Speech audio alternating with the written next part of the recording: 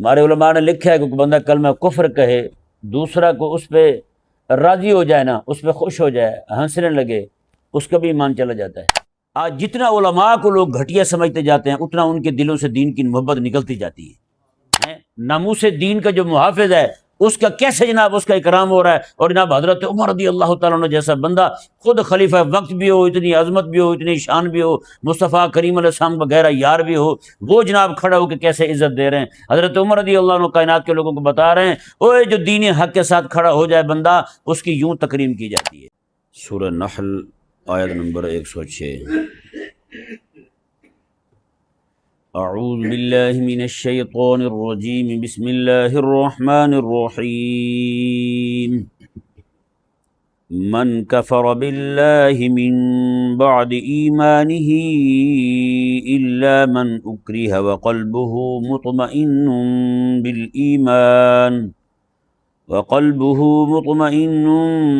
بالإيمان ولكن من شرح بالكفر صدرا فعليهم غضب من الله ولهم عذاب عظيم۔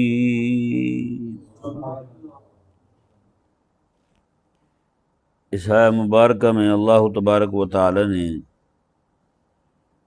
کریم آقا صلی اللہ علیہ وسلم کے کچھ صحابہ کرام علیہم رضوان جو مکہ مکرمہ میں تھے، اور ان پر اہل کفر کی طرف سے بہت زیادہ ظلم اور زیادتی ہوتی تھی، جن میں حضرت سیدنا بلال رضی اللہ تعالی عنہ تھے، اور حضرت سیدنا عمار بن یاسر، اور ان کے ابا جی حضرت یاسر رضی اللہ عنہ، اور حضرت عمار کی اماں حضرت سمیہ رضی اللہ تعالی عنہ۔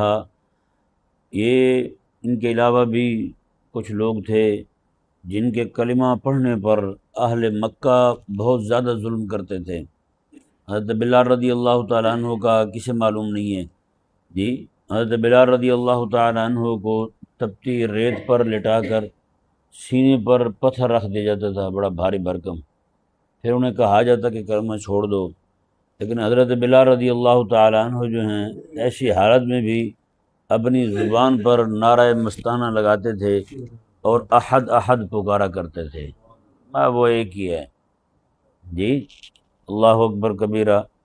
تو حضرت سیدنا یاسر رضی اللہ تعالیٰ عنہ کو مکے کے مشرکوں نے شہید کر دیا، اور ان کی اماں حضرت سیدتنا سمیہ رضی اللہ تعالیٰ عنہ جو ہیں، ان کو 2 اونٹوں کے ساتھ باندھ دیا، ان کی ایک ٹانگ مبارکہ ایک اونٹ کے ساتھ، دوسری کے ساتھ، پھر ان کی اندام نہانی میں اس ذلیل نے تیر مارا، پھر اونٹوں کو دوڑا دیا، ان کا جسم مبارکہ جو تھا وہ 2 لخت ہو گیا تھا۔ یوں حضرت سمیہ رضی اللہ تعالیٰ عنہ کی شہادت ہوئی۔ پھر حضرت عمار رضی اللہ تعالیٰ عنہ جو تھے، ان پر انہوں نے حملہ کیا۔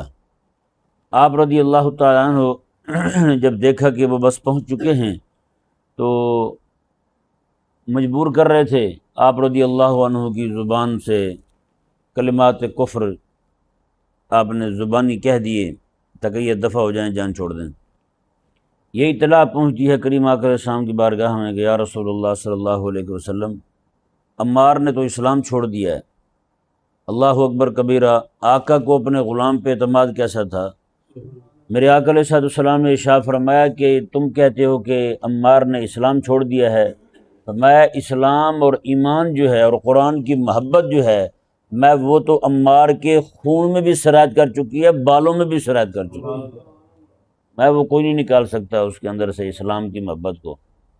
اللہ اکبر۔ حضرت عمار رضی اللہ تعالیٰ عنہ انتہائی سخت کبیدہ خاطر ہوتے ہوئے روتے ہوئے حضور کی بارگاہ میں حاضر ہوئے، آ کے عرض کرتے ہیں یا رسول اللہ مجھ سے بہت بڑا ظلم ہو گیا ہے، میں تو کفر بول بیٹھا ہوں۔ میرے آقا علیہ السلام نے فرمایا کہ جس وقت تم نے وہ کلمہ کفر کہا تھا تو تمہارے دل کی کیا کیفیت تھی؟ انہوں نے کہا یا رسول اللہ میرا دل تو ایمان پر جمع ہوا تھا، میرا دل ایمان پر جمع ہوا تھا۔ میرے کریم آقا علیہ السلام نے ارشاد فرمایا کہ اگر دوبارہ بھی ایسا کوئی معاملہ آ جائے تم نے پھر یہی کرنا ہے، تمہیں اجازت ہے۔ تو اللہ تبارک و تعالی نے یعنی کہ بظاہر منہ سے کلمہ کفر نکال دینا لیکن دل جو ہے وہ ایمان پر جمع ہوا ہو، دل ایمان پر جمع ہوا ہو۔ اس کے متعلق کچھ فقہی مسائل ذہن میں رکھیں۔ کوئی ایسا بندہ جو بندہ جانتا ہی نہیں ہے، جاہل ہے، وہ کلمہ کفر بولتا ہے، تو اس کا کلمہ کفر بولنا بھی قابل معافی نہیں ہے۔ لوگ کہتے ہیں اس کو پتہ ہی کوئی نہیں تھا بھائی، جی دارالسلام میں جہالت عذر ہے، پتہ ہی نہ بھائی، جہاں مسلمان رہتے ہوں، پڑھنے پڑھانے والے لوگ بیٹھے ہوں، علماء بیٹھے ہوں، پکڑ پکڑ کے پڑھا رہے ہوں، کتابیں وہاں بکتی ہوں، کتابیں وہاں مفت میں بھی ملتی ہوں، ہیں بتائے نا، کوئی بندہ یہاں اشارہ کراس کرے اور کہے جی مجھے تو پتہ ہی کوئی نہیں تھا کہ یہاں اشارہ لگا ہوا، چھوڑ دیں گے؟ ہیں نہیں نا معافی اس کی، انہوں نے کہنا بھی ہمیں چلان دے دو، پھر سیکھتے رہو تم کہیں جا کے۔ تو اللہ تبارک و تعالیٰ کی بارگاہ میں ایک معاملہ ایسا ہے کہ یہ جو کفر والا معاملہ ہے نا جی، عموماً یہ ہوتا ہے مجمعوں میں، جلسوں میں، لوگ جو ہوتے ہیں وہ بعض اوقات خطیب ایسے جاہل قسم کے ہوتے ہیں، انہیں خود پتہ نہیں ہوتا کہ کیا کہہ رہے ہیں۔ ہماری عوام جو ہے وہ ان کی طلب صرف سر کی ہوتی ہے، بس سر لگائے بس وہی کافی ہے۔ ایک خطیب صاحب تھے تو وہ تقریر کر رہے تھے، تقریر کے دوران انہوں نے، بڑے مشہور خطیب تھے، لوگوں نے مجھے بھی کہا کہ آپ بھی چلو۔ میں اس وقت پہلے سال میں پڑھتا تھا، فارسی پڑھتا تھا، بلکہ میں بھی چلا گیا۔ خطیب صاحب نے فرمایا بھی، میں نے ایک دن اللہ تعالیٰ سے پوچھا یا اللہ تو نماز کیوں نہیں پڑھتا؟ اللہ سے پوچھ رہا ہے، اندازہ لگا ہے۔ میں نے کہا ہمیں پتہ ہی نہیں تھا کہ ملتان میں بھی ایسے بندے پیدا ہو گئے ہیں۔ لا یسأل عما یفعل، اللہ تعالیٰ نے فرمایا کہ اللہ جو بھی کرتا ہے اس سے پوچھا نہیں جا سکتا۔ تو اس نے کہا یا اللہ تو نماز نہیں پڑھتا۔ اللہ تعالیٰ نے کیا، بے نیاز ہوں، پڑھوں نہ پڑھوں تو کراتا ہے۔ تو میں نے کہا یا اللہ تو روزہ نہیں رکھتا۔ اللہ تعالیٰ نے فرمایا میں بے نیاز ہوں، رکھوں نہ رکھوں۔ میں نے کہا یا اللہ آج تک تجھے حج کرتا نہیں دیکھا۔ اللہ تعالیٰ نے فرمایا کہ میں بے نیاز ہوں، کروں نہ کروں۔ کہ میں نے کہا یا اللہ پھر تو رسول اللہ علیہ السلام کی ذات پہ درود کیوں پڑھتا ہے؟ ہیں درود کیوں پڑھتا ہے؟ کہا کہ اللہ تعالیٰ نے فرمایا کہ جب یار کے درود کی باری آتی ہے نا، اس وقت میں بے نیازی کی سیڑھی سے بھی نیچے اتر آتا ہوں، نعوذ باللہ۔ یعنی اس کے کہنے کا مطلب یہ تھا کہ اس وقت میں بے نیاز رہتا ہی کوئی نہیں۔ یعنی اللہ الصمد جو اللہ تعالیٰ کی ایک شان ہے، یعنی اس کے کہنے کا مطلب یہ تھا، اللہ فرماتا ہے اس وقت الصمد میں رہتا ہی نہیں، یعنی محتاج ہو جاتا ہوں میں، نیاز مند ہو جاتا ہوں اس وقت میں۔ عجب، اچھا پھر سارے لوگ زور زور سے سبحان اللہ پڑھ رہے ہیں، اوئے ہوئے ہوئے، مجمع پہ وجد طاری ہو گیا، کیا بات ہے بھائی۔ اللہ تعالیٰ جو ہے وہ اپنی صفتی کھو بیٹھتا ہے جب یار کی درود کی باری آتی ہے۔ اور اسی طرح ایک خطیب نے یہ موش گافی فرمائی کہ حضرت سلیمان علیہ السلام نے چونٹی کو ہاتھ پہ اٹھا کے چونٹی سے پوچھا تھا کہ بتا تیری شان اونچی ہے یا میری اونچی ہے؟ تو چونٹی نے آگے سے کہا کہ میری شان اونچی ہے آپ سے۔ بتائیں اس طرح کی بکواس کو ملحد تو کر سکتا ہے۔ کہا کہ چونٹی نے کہا کہ میری شان اونچی ہے۔ سلیمان علیہ السلام نے فرمایا کہ دلیل کیا ہے تیرے پاس؟ اس نے کہا دلیل یہ ہے میں رب کے نبی کے ہاتھ پہ ہوں اور آپ نیچے کھڑے ہوئے، یا آپ زمین پہ کھڑے ہو، میں رب کے نبی کے ہاتھ پہ ہوں۔ اس بات پہ انہوں نے وہ نعرے لگائے، گھنگرو توڑ دیے انہوں نے، ہے نا، یہ حال ہے۔ اچھا جب ایسی بات بولی جاتی ہے، کہی جاتی ہے، تو لوگ آگے سے وہ سبحان اللہ پڑھتے ہیں۔ ہمارے علماء نے لکھا ہے کہ کوئی بندہ کلمہ کفر کہے، دوسرا کو اس پہ راضی ہو جائے نا، اس پہ خوش ہو جائے، ہنسنے لگے، اس کا بھی ایمان چلا جاتا ہے۔ وہ ایک طرف کلمہ کفر بولا جا رہا ہے، یہ سبحان اللہ پڑھے جا رہا ہے، اس کا ایمان کہاں بچے گا؟ تو بھائی جہالت جو ہے نا وہ عذر نہیں ہے، یہ ذہن میں رہے۔ ایک بندہ کلمہ کفر بول رہا ہے، دوسرے سارے ہنس رہے ہیں، یہ سب کی طرف سے کفر ہی گنا جائے گا کہ نہیں؟ سمجھ آئی؟ سب کی طرف سے کفر گنا جائے گا۔ جیسے وہ کہیں مجمع تھا تو ایک شخص نے گالی دے دی کسی حکومتی بندے کو، بعد میں وہ دوسرے جو صاحب بیٹھے ہوئے تھے وہ ساتھ ہنس رہے تھے، انہوں نے جب پکڑا دونوں کو پکڑ لیا، دونوں کو پکڑ لیا۔ انہوں نے کہا ہاں بھائی، انہوں نے کہا میں نے تو کچھ بھی نہیں کہا۔ اس نے کہا آپ ہنس رہے تھے۔ جی اس سے ثابت ہوتا ہے کہ دنیا کوئی بھی بندہ ہے یار، بچے بھی ہو نا، کوئی بچہ نیچے گر جائے، کوئی بندہ ہنسنے لگے تو بتائیں بچے کو غصہ آتا نہیں آتا؟ یہ تو بچے بھی سمجھتے ہیں یہ بات ہیں کہ اس وقت، ایسے وقت میں ہنسنا بھی جرم ہوتا ہے۔ پتہ نہیں یہ اللہ تبارک و تعالیٰ کی واقع سے مجھے کیا پتہ تھا، مجھے تو پتہ نہیں تھا کہ ایسا بھی ہو جاتا ہے۔ بتائیں نا کوئی بندہ نکاح کرنے کے بعد طلاق دیتا پھر کہے جی مجھے تو پتہ کو نہیں تھا اسے طلاق ہو جاتی ہے، تو اسے کیا کہا جائے گا؟ چلو بچوں کچھ نہیں ہوتا، یہ کہا جائے گا، یا اسے کہا جائے گا بھائی فارغ ہو گئی ہے تیری گھر والی؟ نہیں سمجھ آیا؟ تو اس لیے بھائی بات وہ کی جائے، اصل میں ہمارے ہاں جو لوگ ہیں نا، سچی بات ہے، ان کو کافرہ عورتیں جو ہے نا دوسرے ملکوں کی، ان کے جسموں پر بنے ہوئے ٹیٹوؤں کو پتہ ہے۔ ایک دن ایسے ایک جگہ میں سویا ہوا تھا تو لڑکے بیٹھے ہوئے باتیں کر رہے تھے آپس میں نے کہا بے شرمو، تمہیں یہ تو پتہ ہے سارا، تمہیں یہ بھی پتہ ہے کہ رسول اللہ علیہ السلام کا جب وصال شریف ہوا تھا، آپ علیہ السلام کی داڑھی مبارکہ میں کتنے بال سفید تھے؟ یہ پتہ ہے تمہیں؟ یہ تمہیں صرف جو ہے نا وہ جو بھی سوال کریں گے وہ صرف مذاق کرنے کے لیے، تذلیل کرنے کے لیے سوال کریں گے، ویسے پوچھنا جو ہے نا ان کو آتا ہی نہیں ہے، اصلاح کے لیے بھی کچھ پوچھ لیں۔ حضرت امام ابو یوسف رضی اللہ تعالیٰ عنہ کی مجلس میں ایک بندہ آیا نا، اس نے آ کے پوچھا امام ابو یوسف سے، جی حضرت یہ فرمایا آپ، وہ خود ننگے سر ہوتا تھا، یہ ذہن میں رہے، کہنے لگا جی رسول اللہ علیہ السلام نے جو ٹوپی پہنی تھی وہ کالی تھی یا سفید تھی؟ امام صاحب نے کالے رنگ کی پہنی ہوئی تھی۔ اپنے طور پہ وہ ذہن بنائے بیٹھا تھا کہ آقا علیہ السلام نے زندگی ساری جو ٹوپی پہنی ہے وہ سفید پہنی ہے۔ اگلا سوال اس نے کیا، کہنے لگا جی آقا علیہ السلام جو تب ٹوپی پہنتے تھے وہ سر کے ساتھ چپٹی ہوتی تھی یا اوپر کو اٹھی ہوتی تھی؟ آپ نے فرمایا کہ وہ لاصقہ ہوتی تھی۔ اس نے کہا آپ نے تو مرتفعہ پہنی ہوئی، یعنی اوپر کو اٹھی ہوئی پہنی ہوئی ہے۔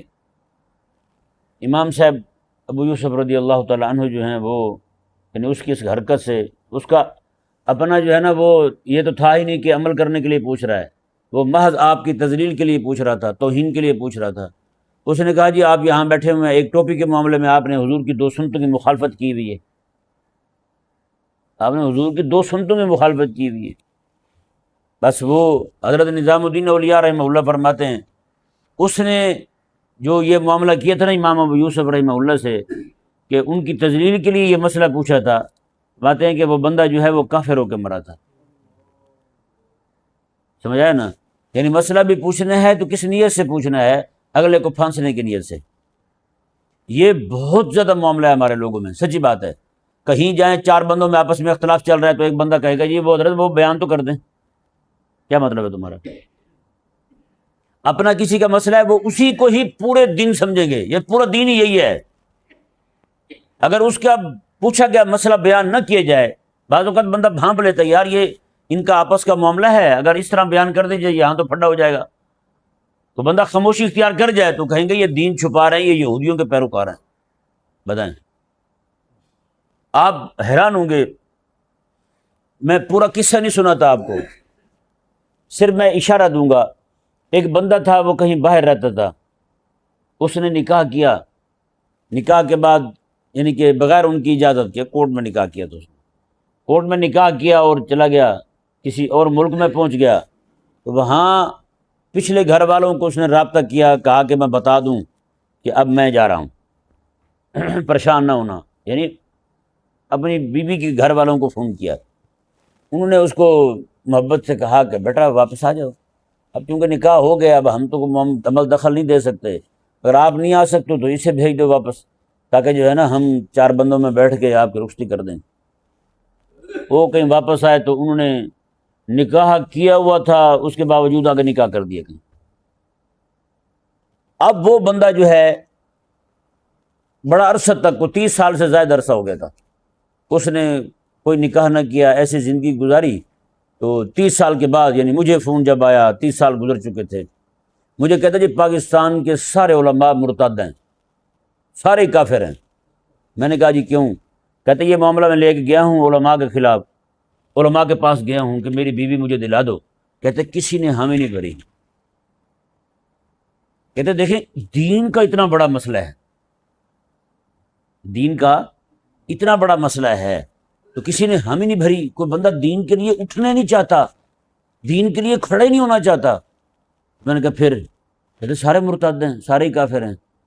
میں نے کہا پھر جب سارے مرتد ہیں تو آپ نے انہی میں سے ایک کو فون کر دیا کہ نہیں سمجھ آئی؟ کہتے آپ بھی ہو جائیں گے۔ میں نے کہا کیسے؟ کہتے جب آپ نہ کریں گے۔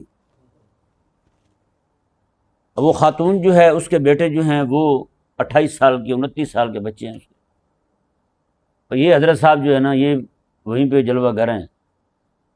اور دیکھیں ذات کا مسئلہ آیا تو اسی مسئلے پہ سب مرتد بھی ہو گئے، سب کافر بھی ہو گئے، اور یہ اپنی طرف سے ان کو کوئی پتہ نہیں ہوتا یہ کیا کہہ رہے ہیں۔ میں 2.5-3 ماہ جو ہیں ادھر رہا ہوں جاتی عمرہ کے پاس نا، شریف سٹی کے ساتھ ہی، وہاں ایک بندہ ہوتا تھا وہ ایسے ہی مجھے کہتا جی آپ کہاں آ گئے ہیں ہمارے علاقے میں؟ میں نے کہا کیوں، خیر ہے؟ کہتے یہاں تو سارے ہیں ہی مرتد، سارے مرتد ہیں۔ وہ نذیرہ کہتے تھے اس کو۔ میں کہا نذیرہ پھر تو؟ کہتے تو میں بھی مرتد ہی ہوں۔ میں کہا یا اللہ مجھے خیر سے اب لے جانا، کہیں یہ نہ ہو کہ نذیرہ مجھے بھی کہہ دے تو بھی مرتد ہے۔ بھی اندازہ لگائیں، یعنی میرے آقا صلی اللہ علیہ وآلہ وسلم نے ارشاد فرمایا کوئی بندہ کسی کو اعتقاداً، یہ علماء نے کہا ہے کہ کسی کو اعتقاداً کہے کہ یہ کافر ہے، حضور فرماتے ہیں اگر وہ کافر نہ ہو تو کہنے والا کافر ہو جاتا ہے۔ بتائیں، کہنے والا نہ ہو کافر تو وہ کافر ہو جاتا ہے۔ یہاں ہمارے ہاں 1 منٹ لگتا ہے، کسی کو یہودی کہہ دیا، کسی کو نصرانی کہہ دیا، کسی کو کافر کہہ دیا، کوئی پتہ ہی کوئی نہیں۔ جیسے وہ پورے پاکستان میں بتائیں نا، جب علماء ہی سارے مرتد ہیں، علماء ہی سارے کافر ہیں، تو ان کے پیچھے نماز پڑھنے والے کہاں مسلمان ہوں گے؟ بتائیں ذرا، وہ کہاں مسلمان بچیں گے؟ کبھی بھی نہیں مسلمان رہیں گے۔ یعنی ہر بندہ جو ہے نا اس نے اپنے ہی مسئلے کو پورا دین سمجھا ہوا ہے، دین کل وہی ہے جو اس کا اپنا مسئلہ پھنسا ہوا ہے بس۔ تو بھائی مسئلہ پوچھا جائے، بالکل پوچھا جائے، اس نیت سے پوچھا جائے، عمل کی نیت سے۔ لوگ جو ہوتے ہیں صرف شور شرابے کی نیت سے پوچھتے ہیں، کسی کی تذلیل کے لیے پوچھتے ہیں، یا پھر جس سے پوچھا جا رہا ہے اسی کی تذلیل کے لیے پوچھتے ہیں، اور ان کو پھر پتہ نہیں ہوتا کہ مسئلہ پوچھ کیسے رہے ہیں۔ یہی ایک دوست ہے وہ بار بار پتہ کیسے کہتے تھے، وہ ہم نے یہاں نماز تراویح کے بعد شروع کیا تھا سلسلہ بھی، یار کو مسائل پوچھ لو کسی نے پوچھنا ہو تو وہ بار بار کہیں استاد جی گستاخی معاف، یہ مسئلہ بتا دیں۔ میں نے کہا یار یہ سوال کرنا گستاخی ہے؟ سوال کرنا گستاخی ہے؟ یہ تو دین سیکھنا یہ فرض ہے، کیا فرض بھی گستاخی ہوتی ہے؟ تو پھر آپ یہ بار بار گستاخی معاف کیوں کہہ رہے ہیں؟ یہ پتہ نہیں جو دین سے جتنا دور ہوگا اتنا ہی بد فہم ہوگا، اتنا ہی بد عقل ہوگا، کہ نہیں سمجھ آیا؟ ہاں، اتنا ہی بندہ بد فہم ہوتا جائے گا۔ یہ گستاخی معاف جی، میں نے کہا جی معاف ہے، پوچھیں کیا کہا جائے اس کو؟ پھر معاف نہیں کرتے آپ کی گستاخی؟ بندہ ایک حضرت خواجہ نظام الدین اولیاء رحمہ اللہ نے اسی امام صاحب کی بات پر آپ نے فرمایا کہ وہ جس بندے نے سوال کیا تھا نا امام ابو یوسف سے، فرماتے ہیں ایک تو وہ جاہل انسان وہ مسئلے کی نوعیت کو نہیں جانتا تھا، اور دوسرا سوال کرنے کا ادب بھی نہیں جانتا تھا، سوال کرنے کا ادب بھی نہیں جانتا تھا، کہ محض جو ہے نا، کیونکہ آپ فرماتے ہیں حضرت نظام الدین اولیاء رحمہ اللہ فرماتے ہیں وہ بندہ جو کافر ہو کے مرا اس کی وجہ یہ تھی اس نے امام ابو یوسف رحمہ اللہ کی توہین کی نیت سے سوال کیا تھا کہ ان کی تذلیل ہو اور وہ مجمع میں ہو، ٹھیک ہے نا؟ اور کہتے ہیں کہ دین کی عزت جو ہے وہ علماء کی وجہ سے، نہیں سمجھ آئی؟ آج جتنا علماء کو لوگ گھٹیا سمجھتے جاتے ہیں اتنا ان کے دلوں سے دین کی محبت نکلتی جاتی ہے یا نہیں ایسا؟ ہمیشہ فن کی عزت جو ہے اس اہل فن کی وجہ سے ہوتی ہے، اہل فن کی عزت ہے تو فن کی عزت ہے۔ یعنی ایک وقت تھا جب جو ہے نا وہ علماء کی عزت تھی تو دین کی بھی لوگ عزت کرتے تھے، ہے نا؟ دونوں عزتیں ایک دوسرے کی، یہ لازم اور ملزوم ہیں، وہ ہوگی تو وہ ہوگی، یہ ہوگی تو وہ ہوگی۔ اگر ایک نہیں ہے تو سمجھو دوسری بھی گئی، دوسری بھی گئی۔ آج دیکھیں نا علماء کی محبت گئی ہے دل سے تو لوگ کیا کہتے پھرتے ہیں دین کو، جی انہوں نے خود ہی بنایا ہوا ہے، انہوں نے خود ہی بنایا ہوا ہے۔ وہ جو مکے کا ابو جہل رسول اللہ علیہ وسلم کو کہہ رہا تھا سورہ نحل کی آیت نمبر 101 میں، انما انت مفتر، یہ آپ خود ہی بناتے ہیں۔ وہی بندہ مسلمان آج کا عاشق رسول کہلانے والا وہ کھڑا ہو کے اگر عالم کو کہہ رہا ہے یہ آپ خود ہی بنا لیتے ہیں، بتائیں ایمان کہاں رہے گا اس کا؟ ہو رب کا قرآن اور وہ کہہ رہا ہے کہ مولوی صاحب نے خود گھڑا ہے. یعنی اس سے ثابت ہوا کہ اس نے اللہ تعالیٰ کے قرآن کا 1400 سال سے جو موجود ہے اس کا انکار کر دیا ہے. اس نے یہی مانا ہے کہ آج ہی یہ قرآن بنایا گیا ہے. کہاں ایمان رہے گا اس کا؟ تو ایک تو ہے کلمہ کفر اکراہ کی وجہ سے کہنا، بندہ مجبور کر رہا ہے، بندہ کہتا ہے جناب تیرا بازو کاٹ دوں گا یا تیرا گلا کاٹ دوں گا، کسی عضو کے کٹنے کا ڈر ہو یا جان جانے کا ڈر ہو، پھر کلمہ کفر کہا جائے. لیکن اس وقت بھی دل جو ہے وہ ایمان پر مطمئن ہو. کیسے مطمئن ہو؟ یہ نہیں کہ میں دل میں جناب ایمان رکھتا ہوں، نہ نہ نہ، اس اگرچہ وہ کلمہ کفر بول رہا ہے جان بچانے کے لیے، عضو بچانے کے لیے، پھر بھی اعتقاد دل میں یہ ہو کہ میرا دین جو ہے یہ میری جان سے بھی قیمتی ہے، میرے عضو سے بھی قیمتی ہے. یہ اعتقاد ہو دل میں، پھر کچھ بھی نہیں ہوتا، بندہ مومن رہتا ہے. تو بندہ مذاق کے طور پہ کلمہ کفر کہے، انجانے میں کلمہ کفر کہے، تو وہ کلمہ کفر ہی شمار ہوگا، کلمہ کفر ہی شمار ہو جائے گا. اس نے جو کلمہ بولا ہے علماء کی خدمت میں پیش کیا جائے گا بھی اس نے یہ کہا ہے. پھر جو علماء حکم بیان کریں گے لزوم کفر بنتا ہے، بعد میں وہ اقرار کرتا ہے تو الزام کفر بنتا ہے. کیا معاملہ بنتا ہے؟ وہ بندہ اسلام سے خارج ہوتا ہے یا صرف جناب اس کے منہ سے کلمہ کفر نکلا ہے، وہ محض توبہ ہی کافی ہوگی، تجدید ایمان کافی ہوگا؟ کیا ضروری ہوگا؟ یہ پھر علماء کی خدمت میں جب سوال پیش ہوگا کہ کلمے کی نوعیت جو ہے وہ جب بیان کی جائے گی پھر اس کا حکم بیان کیا جائے گا. سمجھ آیا نہیں سمجھ آیا؟ لیکن قربان جائے میرے آقا صلی اللہ علیہ وسلم کے صحابہ میں یہ واحد صحابی ہیں جن کی زبان سے کلمہ کفر نکلا تھا حالت اکراہ میں. ان کے علاوہ کسی اور نے حالت کفر میں کلمہ کفر بولا، حالت اکراہ میں کلمہ کفر نہیں بولا. حضرت آقا علیہ السلام کے صحابی ہیں حضرت عبداللہ رضی اللہ تعالی عنہ، عبداللہ بن خزیمہ رضی اللہ تعالی عنہ، نہ عبداللہ بن حذیفہ ہیں یہ رضی اللہ تعالیٰ عنہ. حضرت عمر رضی اللہ تعالیٰ عنہ کا دور ہے، رومی بادشاہ کے کرندوں نے ان کو گرفتار کر لیا، اپنے بادشاہ کے پاس لے گئے. کچھ دوست اور بھی تھے ان کے، ان کو بھی اسیر بنایا گیا تھا. جب وہاں گئے تو انہوں نے کہا کہ ان کو جی وہ قتل کر دو ان کو. حضرت عبداللہ جو تھے وہ بڑے خوبصورت جوان تھے. بادشاہ نے کہا کہ دیکھو بات سنو، اگر آپ جو ہے نا اسلام چھوڑ دیتے ہو، نصرانیت قبول کر لیتے ہو، تو میں آپ کو اپنی آدھی حکومت بھی دوں گا اور ساتھ اپنی بیٹی کا رشتہ بھی دوں گا. ٹھیک ہے نا؟ حضرت عبداللہ رضی اللہ تعالیٰ عنہ جو ہیں وہ وہاں پتہ کیا فرماتے ہیں؟ وہاں فرماتے ہیں دیکھو بات سنو، تم آدھی حکومت کی بات کر رہے ہو، اپنی پوری حکومت اور پورے عرب کی حکومت بھی اگر مجھے دے دو نا. فرماتے ہیں تم کہتے ہو پوری زندگی کے لیے اسلام چھوڑ دوں، کہتے ہیں کہ ایک آنکھ جھپکنے جتنی دیر بھی میں رسول اللہ علیہ السلام سے بے وفائی نہیں کر سکتا، آنکھ جھپکنے جتنی دیر بھی. پھر ان ذلیلوں نے کیا کیا؟ حضرت عبداللہ رضی اللہ تعالیٰ عنہ کو لٹکا دیا. اس نے اپنے خادموں کو کہا کہ اس کو لٹکا دو اور اس کو پھانسی دے دو، اور ساتھ ہی اس نے ان کے کان میں کہا کہ ایسا ایسا تیر جو ہے نا اس کے پاؤں پہ مارو. وہ جب تیر مارنے لگے تو آپ بالکل جناب مطمئن کھڑے ہوئے ہیں، کوئی ڈر نہیں کسی کا، تیر لگ رہے ہیں وہ مطمئن کھڑے ہوئے ہیں. اس نے پھر کہا کہ ان کو چھوڑ دو. اس نے کہا کڑا رکھا جائے، اس میں آگ ڈال، تیل ڈال کے نیچے آگ لگا دی جائے. ان کے ساتھیوں کو ڈال دیا آگ میں، حضرت عبداللہ کے ساتھیوں کو آگ میں ڈال دیا تیل میں. جب وہ ان کا جسم جو ہے وہ پگھلنے لگا تیل میں، شہید ہو گئے. پھر ان کو کہا کہ ہاں اب چھوڑ دو. میں نہ، یہ نہیں ہو سکتا. پھر انہوں نے حضرت عبداللہ رضی اللہ تعالیٰ کو قید میں رکھ دیا کئی دنوں تک، ہفتہ بھر ان کو بھوکا رکھا. ہفتہ بھر بھوکا رکھنے کے بعد ان کے سامنے خنزیر کے گوشت اور شراب پیش کی گئی کہ یہ آپ کھا لو. اللہ اکبر. رسول اللہ علیہ السلام کے غلام نے پتہ کیا جواب دیا؟ کہا کہ یہ نہیں ہو سکتا کہ میں رسول اللہ علیہ السلام سے بے وفائی کروں.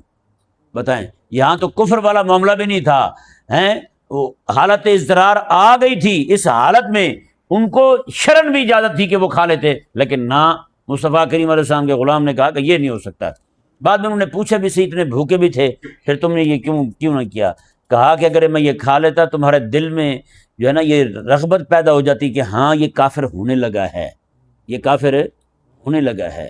اللہ اکبر کبیرہ. کہا کہ میں تمہارے دل میں یہ بھی پیدا نہیں ہونے دیتا، کبھی بھی تمہارے دل میں یہ آئے نا کہ جناب لو جی اب یہ اسلام چھوڑنے لگا ہے، میں یہ اتنی سی بات بھی تمہارے دل میں پیدا نہیں ہونے دوں گا.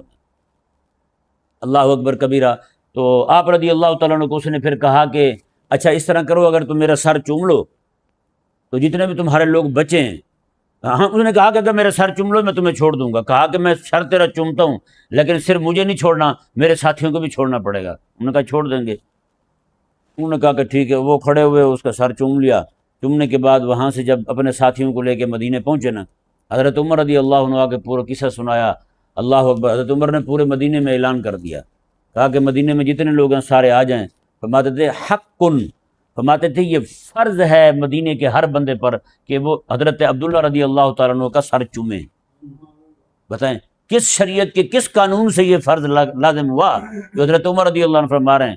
یعنی پتہ تھا کہ یہ اعزاز ہے اس بندے کا جس نے عظیمت کی راہ اختیار کی ہے، اور مصطفیٰ کریم علیہ السلام کے دین کا جھنڈا جو ہے وہ عالم کفر میں لہرا کے آ رہا ہے. تو حضرت عبداللہ رضی اللہ تعالیٰ عنہ جو ہیں وہ نیچے بیٹھ جاتے ہیں. حضرت عمر نے فرمایا کہ انا اولاً، سب سے پہلے میں چوموں گا اس کا سر.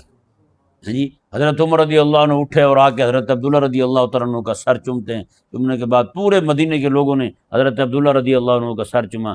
بتائیں یار مجاہد ناموس دین کی کیسا اعزاز ہو رہا ہے، ناموس دین کا جو محافظ ہے اس کا کیسے جناب اس کا اکرام ہو رہا ہے. اور جناب حضرت عمر رضی اللہ تعالیٰ عنہ جیسا بندہ خود خلیفہ وقت بھی ہو، اتنی عظمت بھی ہو، اتنی شان بھی ہو، مصطفیٰ کریم علیہ السلام وغیرہ یار بھی ہو، وہ جناب کھڑا ہو کے کیسے عزت دے رہے ہیں. حضرت عمر رضی اللہ عنہ کائنات کے لوگوں کو بتا رہے ہیں اوے جو دین حق کے ساتھ کھڑا ہو جائے بندہ اس کی یوں تکریم کی جاتی ہے. سمجھ آیا نا؟ یعنی ایسے حالات میں جب آپ کو لے کے جانے لگے نا حضرت عبداللہ رضی اللہ تعالیٰ عنہ کو تیل کی طرف ڈالنے کے لیے، تو آپ رونے لگے. انہوں نے کہا لگتا ہے اسلام چھوڑنے لگا ہے، لے کے آؤ واپس. جب واپس آئے تو کہا کہ ہاں بھائی ارادہ بن گیا اسلام چھوڑنے کا. انہوں نے کہا نہ. انہوں نے کہا رو کیوں رہے ہو؟ انہوں نے کہا رو اس لیے رہا ہوں کہ آج عبداللہ مسکین جو ہے نا اس کے پاس صرف ایک ہی جان ہے. آج کروڑوں جانیں بھی ہوتی نا اپنے رب کے دین پہ وہ ساری قربان کر دیں. کہا رو اس لیے رہا ہوں، اپنی کم مائیگی پہ رو رہا ہوں، اس لیے نہیں رو رہا کہ میں جو ہے نا وہ چلا جاؤں گا دنیا سے تو پتہ نہیں کیا ہو جائے گا، کچھ بھی نہیں ہوگا. کہا کہ میں تو کہتا ہوں آج میری کروڑوں جانیں بھی ہوتی وہ بھی ساری آج اکٹھی ایک ہی بار اپنے رب سونے کے سونے دین پہ قربان کر دیتا. اللہ تبارک. بتائیں تھوڑا سا لمحہ فکری ہمارے لیے یہ ہے کہ ان پہ ظلم بھی ہو اسلام نہ چھوڑیں.